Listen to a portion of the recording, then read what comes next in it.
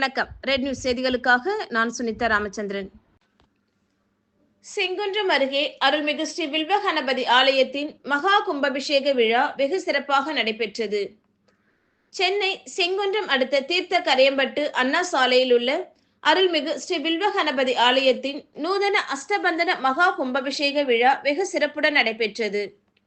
செங்குன்றம் ஸ்ரீ லட்சுமி தங்க மாளிகை உரிமையாளர் ஏ ஜெய்பால் செட்டியார் செண்பகவல்லி தம்பதியரின் தலைமையில் நடைபெற்ற கும்பாபிஷேக விழாவில் J Ashokkumar Jyothi, J Sriram Rathinamala, V Nithya Kalyani Vijayaraghavan குடும்பத்தினர்கள் முன்னிலை வகித்தனர்.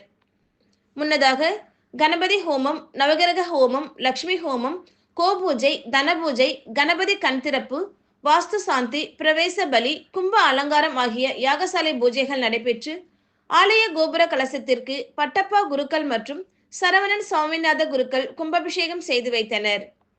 பின்னர் கும்பாபிஷேகம் செய்யப்பட்ட புனித நீரானது அங்கு கூடியிருந்த பக்தர்கள் மீது தெளிக்கப்பட்டது. இதில் செங்குன்றம், தீர்த்த கரையம்பட்டு, புள்ளிலைன், புதுநகர் சுற்று வட்டார பக்தர்கள், பொதுமக்கள் கலந்து கொண்டு சாமி தரிசனம் செய்தனர். முடிவில் அனைவருக்கும் பிரசாத பையும் பிரசாதமும் ஆலயத்தின் சார்பில் வழங்கப்பட்டது.